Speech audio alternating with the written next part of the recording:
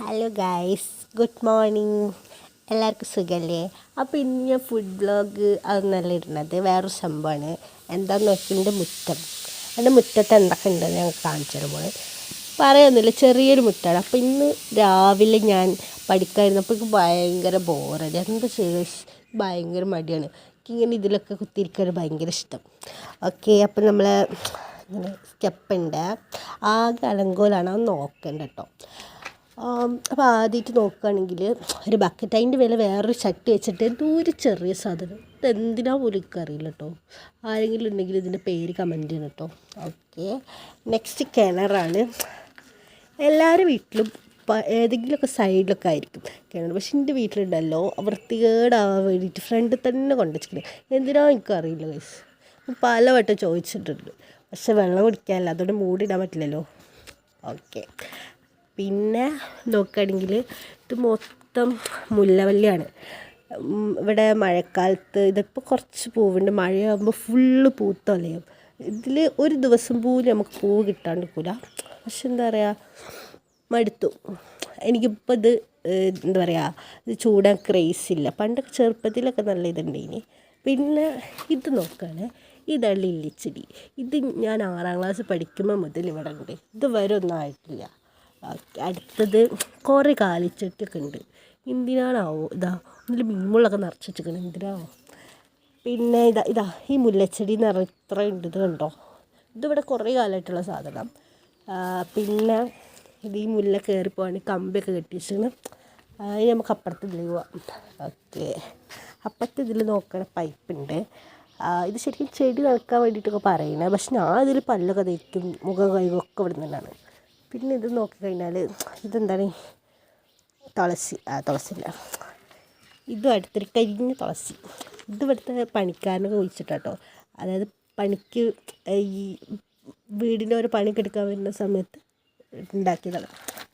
പിന്നെ ഇത് നോക്കുകയാണ്, എല്ലാവരും വീട്ടിലും ഇതുണ്ടാവും. ഇതിൻ്റെ പൂവൊക്കെ ഉണ്ടെങ്കിൽ നല്ല ടേസ്റ്റാണ് ഈ തേനൊക്കെ കുടിക്കാൻ വേണ്ടിയിട്ട്. പിന്നെ ഇത് എന്നിട്ട് ഞാൻ അവിടെ ഇല്ലാത്തപ്പോൾ നട്ടൊരു ചെടിയാണ്, എന്താ എനിക്കറിയില്ല. ഓക്കെ, ഈ ഭാഗത്തുണ്ടല്ലോ മൊത്തം ഈ ഇലച്ചെടികളാണ്.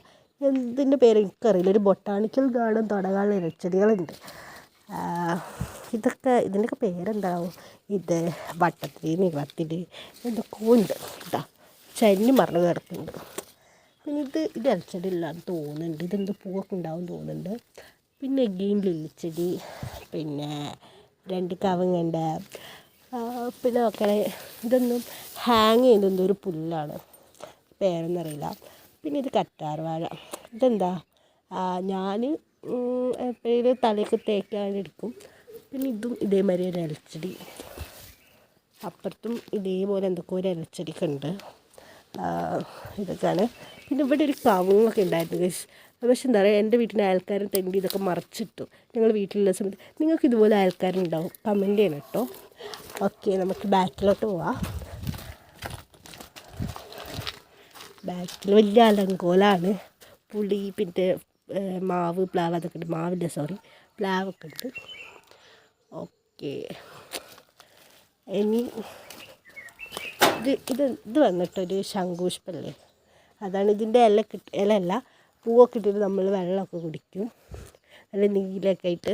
ഓക്കെ, പിന്നെ ഞാൻ അപ്പുറത്തോട്ട് കയറി വരാം കേട്ടോ.